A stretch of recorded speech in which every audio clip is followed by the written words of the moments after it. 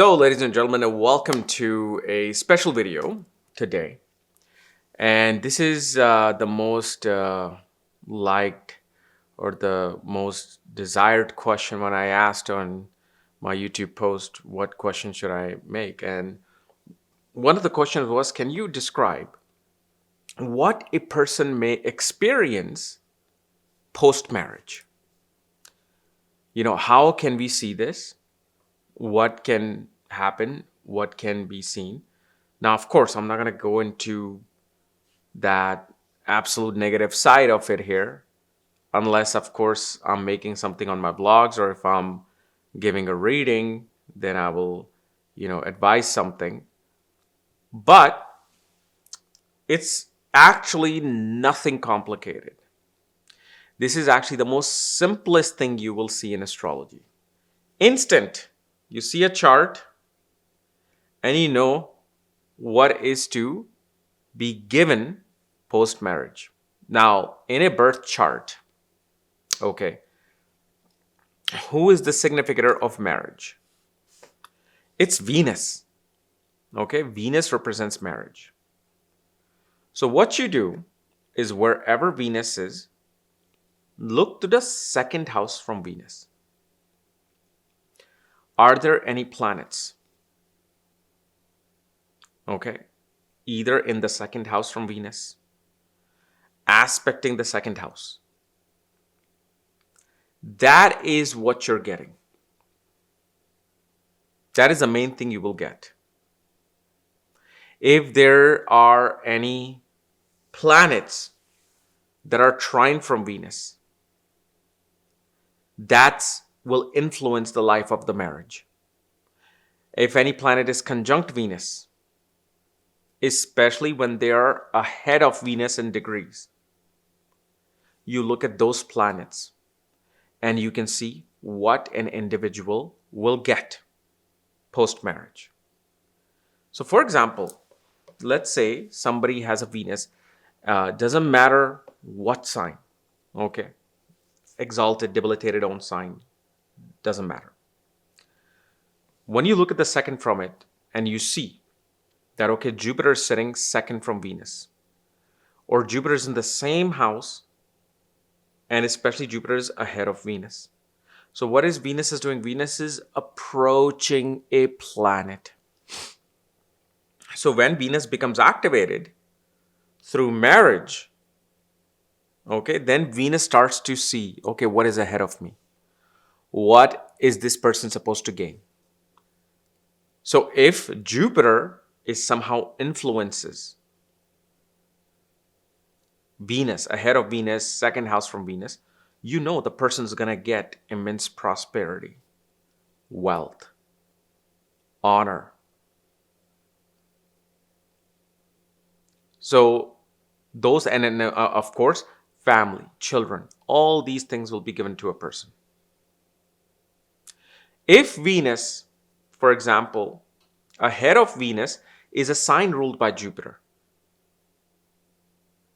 and Jupiter is, let's say, trine from that particular sign, prosperity comes in. Then, if, let's say, Rahu is ahead of Venus, Rahu is second from Venus. Rahu is a planet that represents exponential expansion of something. So what happens is Venus, which represents money. So Venus is like, okay, Rahu, I'm coming towards you. What are you supposed to do? Well, Rahu looks back like, oh, that's my guru. That's my Datya guru. Well, come on over. I'm just going to take whatever you represent, and I'm just going to expand it to a next level. Usually you will also see people going to foreign lands, foreign places right after marriage. And especially especially in India, you will see after marriage, one of the person, either the husband or the wife, will begin worshipping Durga. They'll have some immense connection suddenly with Durga. And especially after marriage, when Rahu is there next to Venus, and then let's say some cat comes to you, a stray cat comes to you, adopt that cat. That is the biggest, like it's the coming of prosperity. That's Rahu. Rahu is cats. Rahu is Durga. Durga sits on a tiger. If, let's say, Mercury is ahead of Venus, then a person attains land. One gets opportunity to do business. One suddenly wants to extend their education. I've seen so many times, like after marriage, a person wants to go for their master's degree. A person feels like, I've been a doctor, but I want to now specialize in something. So if I spend the next 3 years, maybe I can become an oncologist because I already have so much experience. So it brings those things. It'll naturally, you will see such people after marriage will like to have a cabinet or some library in their home. And like I said, Mercury brings land because especially in Nadi astrology, Mercury represents land. Because Mercury is exalted. Mercury is the only planet that is exalted, okay, in its own sign, which is an earth sign. And Virgo actually represents agricultural land in Nadi. So it's land. And nowadays, if you modernize that concept, it's land with a home. Mars is there. This is especially good whether it's a male or female chart. Because Mars represents the male energy, Venus represents the female energy, both are together. So what happens? Husband and wife are always going to be in support. The wife will support the husband will support the wife, or husband will have the backing of the wife. They will always have this ability to work together. Now, can conflicts come? Yes. Within the family, conflicts can come. You will also, and I've seen this a lot of times in a female's chart, when Mars is ahead of Venus, a person gets a C-section. And Mars is also the Karka of land real estate. So of course it shows that after marriage, one is going to be attaining land, property. Whether a degree in ahead to Venus or the next house to Venus. Saturn comes in. Get ready for work. Your workload increases. If you are working, let's say 40 hours before marriage, post-marriage, you're going to be working 60 hours. You're going to be working 55 hours. At the same time, Saturn brings this reality within the marriage, meaning marriage is going to be about duty, commitment, sacrifice related to mortgage and children and focusing on their education. So it becomes a little bit dry. What's the solution to that? Same thing. If Ketu is next to Venus, Ketu is second to Venus or Saturn. As soon as you get married, get a dog. When you get married, and if you have that space, if you have that time, if you're not traveling, okay, get a dog. So every day when you feed the dog, you feed the energy of Saturn and Ketu, because both are representation of dog. In Nadi, you will hear about Ketu. In Parashri, you'll hear about Saturn. And also, one becomes a miser. You will be, and this is actually a good thing. I've seen this in many charts. Like after marriage, a person starts to build wealth. Why? Because they don't want to spend. They feel like it's just wasteful to spend money here, there, and all these lavish things. Let's just make our nest egg strong. If, let's say, Moon is there next to Venus, get ready for travel throughout your life. You're going to be doing a lot of travel, a lot of vacations. You will suddenly you can gain weight because you'll get interested in food. And also, you're going to spend money on luxury. Because Moon represents spending of money. You'll spend money on luxury. And the other thing we also see, right, because Moon is ahead of Venus, somehow Through the mother, if your mother is in the picture, through the mother, wealth comes in. Mother may give you some idea. Mother may give you some inheritance. Mother may give you the property. But somehow mother becomes a catalyst of money. And this is something I can even vouch in my own life. This is actually before marriage. It actually due to my mother that I really went into YouTube and KRSchannel. My mother told me one day, she was listening to some guru because she had the Asta channel. And she's like, I heard that if you go pour milk on Shivling and if you ask for anything, it'll happen. It'll activate a lot of things in you. Just do it. And at that time, I had quit or I was laid off from work, and I was just in this decision that, okay, I'm not going to work. I need to do something. And I was doing my photography thing, wedding photography, this and that. And at the same time, I knew about the YouTube thing. And it had been 3 weeks, because back then, you couldn't just get approved for ads. You had to be approved manually by Google. So I went, pour milk on Shivling. Okay. The very next day I get the email, you've been approved. And that was the time I'm like, oh my God. Because at that time, remember back like 10 years ago, a decade ago, more than a decade ago, when you got approved for ads, it was very selective people, less than like 5% people who were approved for ads. That means you also got to have your custom thumbnail and all of those things, and you got all these other amenities on your channel. And once that happened, I'm like, all right, I'm going to make more. So again, through the mother, my money became active. So same way, these things happen. If, let's say, Ketu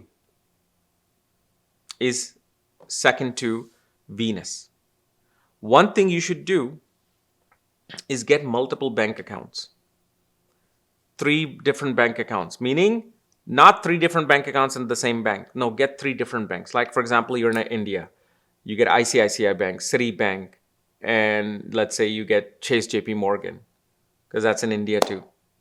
Or whichever country you're in, divide the money. That will help your money grow. Second, I said, get a dog immediately. That will help your money grow. And of course, because Ketu's second to Venus, you will see such a person will get into meditation, will suddenly feel like they want to progress in their spiritual life. Some the people after marriage, they go, instead of going on honeymoon, they will go to, let's say, Rishikesh. They'll go to Varanasi, Banaras. You will find this connection of Ketu ahead of Venus in degrees or second house or trine from that second house. Because it's suddenly spiritual trips become active, spirituality becomes active. Then Sun. Sun is ahead of Venus. So obviously, one's prestige rises in life.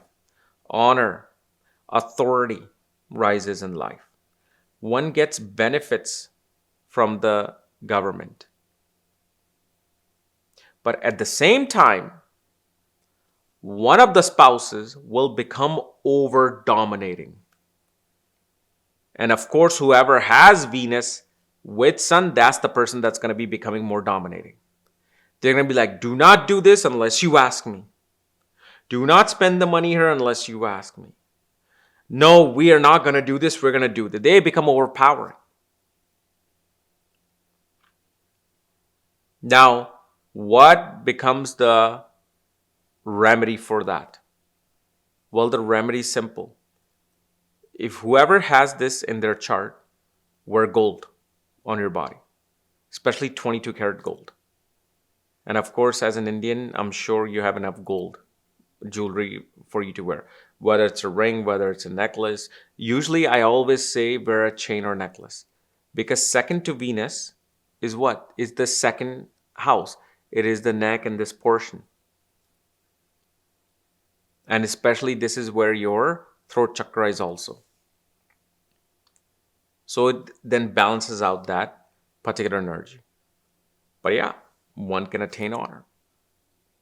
So I think we covered all the planets: Sun, Mercury, Venus, Moon, Mars, not Venus, Mars, Jupiter, Saturn, Rahu, and Ketu. Yeah, we covered all these planets. So remember, and if you don't have any planets second to Venus, with Venus, okay, like I said, look at the sign and the planet that rules it. That's the energy, but especially trine from that becomes very important. And then same thing, whatever I just said, if Venus is trine from those planets, they're going to influence that Venus. And especially you, again, look at the degrees of those planets in trine to Venus. If they're ahead of Venus's degree, then that is what you're going to be coming across. If they are before Venus, those are some things that you were already going through. And you cannot think like, oh my God, I don't have any plans, that means I'm not going to get anything. It doesn't work that way. Because there's always, remember, Sun, Mercury will always be somehow surrounding Venus. But again, even when the planet is alone, there actually is no bad influences, no good influences. So Venus is in its own element. But you can simply look at the sign and then use that sign as well. So for example, Pisces is second to Venus. Foreign travel, spirituality becomes active. Sagittarius, desire for a guru, higher knowledge, teaching, those things become active. Aries, physical activities becomes active. Taurus, food, luxuries, of course. That itself is ruled by Venus. So Venus is going to be giving that strong influence. So sign will become very, very important. Now, of course, then there's like this complexity of multiple planets sitting there. Okay, so in that case, then, you can have enormous amount of combinations from trine. And this is something then, I won't be able to like give it here because it could take a long time, because sometimes you'll have 3 planets next to Venus. So the way you will look at it, you'll look at the planet who has the lowest degree, then the next degree, and the next degree. So you'll receive that thing first, that thing second, that thing third within the marriage. Now, of course, reality of things are, not everybody's happy in their marriage. Now, this can't just be this one thing. It's a simple thing. And yes, it can be, very impactful. But again, we're forgetting something very important. We're forgetting the navamsha chart. So we have to judge that Venus in the navamsha as well. Because then Venus is the Atma Karka of navamsha. It is the soul of navamsha. It is then going to show you this is the married life gift that you're getting. Could be gift, blessings, and of course, it can also dwell into the negative side as well. Because again, astrology is not all positive. I only presented the positive side of it, and then there also is that average side, and then there's that negative side. So that's what you need to remember. But it's a simple thing that you will do just with the birth chart. You can say to anybody, and you will see those results happening. And then once you see certain differences, then look at navamsha. So, okay, who's impacting Venus in navamsha? How is Venus in navamsha? And again, don't go with debilitated Venus in Virgo and the birth chart.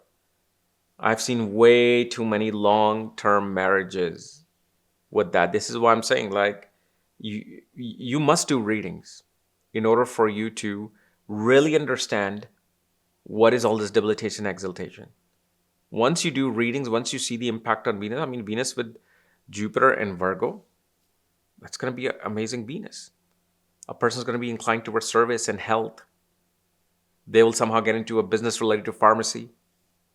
All these things happen. You don't have to be a pharmacist to have that. You will just get that business going. So there's all these things. Okay. And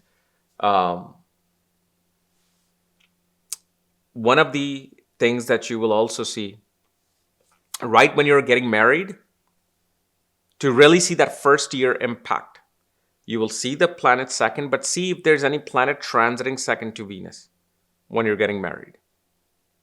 That is like that immediate effect. So if any planet transits second from Venus, or is trine from second to Venus, or even trine with Venus. But second to Venus is the most important. If there's planets sitting there while you're getting married, that is going to also influence that very first year. Okay? So anyway, guys, this was my analysis of this quick technique. And remember, I have my self-help Vastu course opened up on Maga Vedic Astrology Academy. And yes, thank you for making it a success. And as always, if you are new to my channel, subscribe below. If you want to know about your own chart, reports, consultations, and my books, check out the links at KRSastrology.com. Otherwise, we'll see you later. Bye-bye.